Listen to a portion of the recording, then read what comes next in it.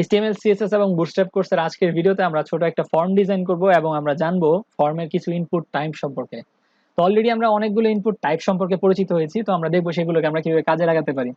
তো এই জন্য প্রথমেই আমরা আমাদের এই ফর্মটার সবকিছু আমরা ডিলিট করে দিব, অর্থাৎ আমরা একটা ব্ল্যাঙ্ক ফর্ম নিলাম। তারপর হচ্ছে আমরা আজকে কিছু CSS এর কাজও এর সাথে দেখবো, যাতে করে আমরা এগুলো শিখতে পারি। তো আমাদের ফর্মে বর্তমানে কিছুই নেই, আমরা ফর্মের উপরে আমরা একটা জিনিস লিখবো, সেটা হচ্ছে আমরা লিখবো যে H3, অর্থাৎ একটা টাইটেল আমরা দেব যে ওয়েলকাম টু মাই ওয়েবসাইট। তো আমরা ওকে ওয়েলকাম জানাচ্ছি যে ওয়েলকাম টু মাই ওয়েবসাইট। তারপর আমরা নিচে একটা ফর্ম নিব। তো আমরা যদি কন্ট্রোল S প্রেস করি তাহলে আমরা আমাদের ওয়েবসাইটটা দেখতে পারবো, ওয়েলকাম টু মাই ওয়েবসাইট। তো আমরা চাচ্ছি যেন এটা সেন্টারে চলে আসে। তো সেই জন্য আমরা কি করব, এই H3 এর জন্য আমরা এখানে স্টাইলে যাব। স্টাইলে গিয়ে আমরা এখানে লিখবো H3 এবং সমগ্র H3 কে আমরা টেক্সট অ্যালাইনমেন্ট দেব হচ্ছে সেন্টার। কন্ট্রোল S প্রেস করে যদি আমরা আমাদের ওয়েবসাইটটাতে দেখি তাহলে আমরা দেখবো যে ওয়েলকাম টু মাই ওয়েবসাইট এটা কিন্তু আমাদের মিডলে চলে এসেছে। তো এটা যেহেতু মিডলে চলে এসেছে, এখন আমরা হচ্ছে ইন্ডেক্সে যাব এবং এখানে ফর্ম আমাদের অলরেডি ডিক্লেয়ার করা আছে। তো সেই ফর্মের মধ্যে আমরা কাজ করব। তো এইখানে আমরা একটা ইউজারের জন্য একটা লেভেল লিখবো, সেটা হচ্ছে লেভেল ইউর ইউজার নেম। তারপর হচ্ছে আমরা এখানে একটা ইনপুট নিব, সেই ক্ষেত্রে আমরা ইনপুট ট্যাগ ইউজ করব। আর ইনপুট ট্যাগে এটা হবে টেক্সট, অর্থাৎ সাধারণ টেক্সটের মতো। তারপর আমরা আরেকটা বিআর ট্যাগ নিব এবং একটা লেভেল নিব, সেটা হচ্ছে পাসওয়ার্ডের জন্য। তো আমরা লিখব ইওর পাসওয়ার্ড। তারপর আমরা তার জন্য ইনপুট ডিক্লেয়ার করব ইনপুট এবং আমরা টাইপ বলে দেব পাসওয়ার্ড। এন্টার প্রেস করলে সেখানে আমাদের জন্য একটা পাসওয়ার্ডের ইনপুট ডিক্লেয়ার করে ফেলবে। আমরা এখানে একটা বিআর ট্যাগ ইউজ করি, কন্ট্রোল S প্রেস করি, তাহলে আমরা দেখতে পাবো যে আমাদের এখানে ইউর ইউজার নেম, তারপর হচ্ছে ইউর পাসওয়ার্ড। তো আমরা এখান থেকে এই বিআরটা মুছে দেব, কন্ট্রোল S। এখন বর্তমানে আমাদের ইউজার নেম আর হচ্ছে ইউর পাসওয়ার্ড এই দুইটা ফর্মের ইনপুট রয়েছে। তো আমরা চেষ্টা করবো এই দুইটাকে মিডলে নিয়ে আসার জন্য, অর্থাৎ এখানে নিয়ে আসার জন্য। তো সেটা আমরা কিভাবে করতে পারি,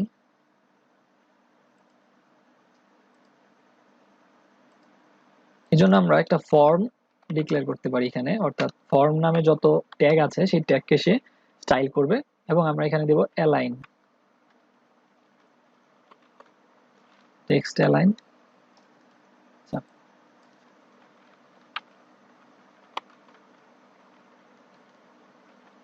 সেন্টার।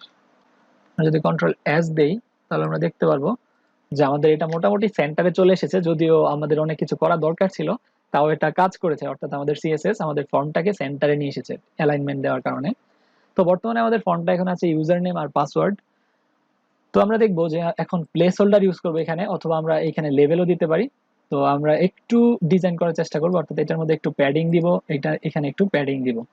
তো সেই ক্ষেত্রে আমরা আমাদের যে ফর্ম ছিল ফর্ম, তারপর হচ্ছে আমরা ফর্মের ভিতরের আমাদের যে ইনপুট ছিল সেই ইনপুটের মধ্যে একটু, অর্থাৎ আমাদের যে ইনপুট ট্যাগটা ছিল সেই ইনপুট ট্যাগের মধ্যে আমরা একটু প্যাডিং দিব। প্যাডিং মানে হচ্ছে আমাদের মিডলে একটু জায়গা রাখবে সে।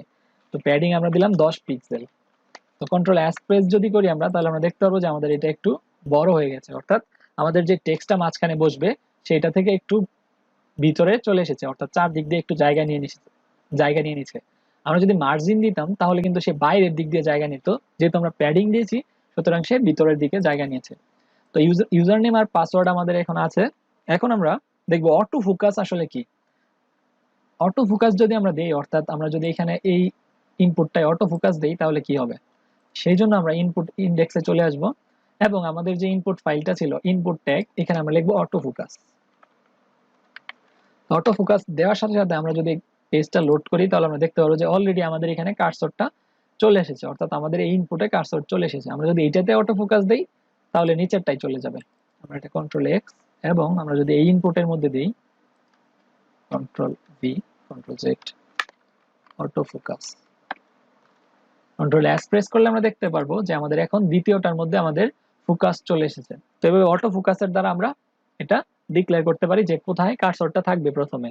তারপর হচ্ছে আমাদের মিনিমাম ম্যাক্সিমাম এই অ্যাট্রিবিউট আমরা ইউজ করতে পারি যে আমাদের কতটুক সর্বোচ্চ লেন্থ হবে। এবং আমরা যদি চাই যে কোনো একটা প্লেস হোল্ডারের, অর্থাৎ আমরা যদি একটা পিন তার কাছ থেকে নিতে চাই, যে লেভেল, আমরা এখানে বলবো যে পিন, ওর পিন দেওয়ার জন্য ইউর পিন, তাহলে কি করবে সে এখানে ওর পিনটা ইনপুট দিবে এবং আমরা ইনপুট টাইপ লিখবো ইনপুট। তো আমরা হচ্ছে ওর জন্য একটা টেক্সট ইনপুট নিলাম, সে টেক্সট টাইপের ডেটা ইনপুট দিতে পারবে এবং তার ম্যাক্স লেন্থ আমরা বলে দিচ্ছি 5। কন্ট্রোল এস প্রেস করে যদি আমরা দেখি তাহলে আমরা দেখবো যে আমাদের এই ইউর পিনের মধ্যে যদি আমরা ডেটা ইনসার্ট করি তাহলে সে 5টার বেশি কিন্তু আমি কিবোর্ডে চাপলেও সে নিতে পারতেছে না, অর্থাৎ যে কোনো 5টা তার ইনপুট দিতে হবে। তো এইভাবে আমরা ম্যাক্স লেন্থ বলে দিতে পারি যে আমাদের টেক্সট টাইপের ডেটা সর্বোচ্চ সে কতগুলো নিতে পারবে। অথবা আমরা চাইলে রিকোয়ার্ড এই কিওয়ার্ডটা ইউজ করতে পারি, যে পাসওয়ার্ডটা অবশ্যই আমাদের লাগবে অথবা ইউজার নেমটা অবশ্যই ইনপুট দিতে হবে, সেই জন্য আমরা এখানে লিখতে পারি রিকোয়ার্ড। তাহলে কি হবে, সে যদি এটা ইনসার্ট না করে, অর্থাৎ ভুলে যদি ইউজার এটা ইনপুট না করে বাটনে প্রেস করে দেয়, তাহলে তাকে শো করবে যে প্লিজ ইনসার্ট দিস, এমন টাইপের একটা এরর শো করবে। তো আমরা এইখানে এখন একটা সাবমিট বাটন ডিক্লেয়ার করব। ইনপুট, আমরা এখানে লিখবো সাবমিট। তো কন্ট্রোল এস প্রেস করে আমরা যদি যাই এবং আমরা যদি এই সাবমিট বাটনে দেখি কোনো কিছুই বর্তমানে নাই, তো আমরা এটাকে ব্রেক দিব এবং এখানে কিছু লেখা শো করব। সাবমিট, আমরা ভ্যালু বলে দেব সাবমিট। কন্ট্রোল এস প্রেস করলে আমরা দেখতে পারবো যে আমাদের সাবমিট বাটনটা নিচে চলে এসেছে। আমরা যদি সাবমিটে ক্লিক করি তাহলে সে বলবে যে এটা অবশ্যই আমাদের ফিল আপ করতে হবে, please fill out this field. তো আজকের এই ভিডিওতে আমরা দেখেছি কিভাবে আমরা অটো ফোকাস ইউজ করতে পারি, আমরা কিভাবে প্যাডিং দিতে পারি, আমরা সেন্টারে নিয়ে এসেছি আমাদের ফর্মটাকে, তারপর আমরা ম্যাক্স লেন্থ এই জিনিসটা দেখেছি, ফর্মে বিভিন্ন এলিমেন্ট সম্পর্কে বিস্তারিত জেনেছি। Thank you.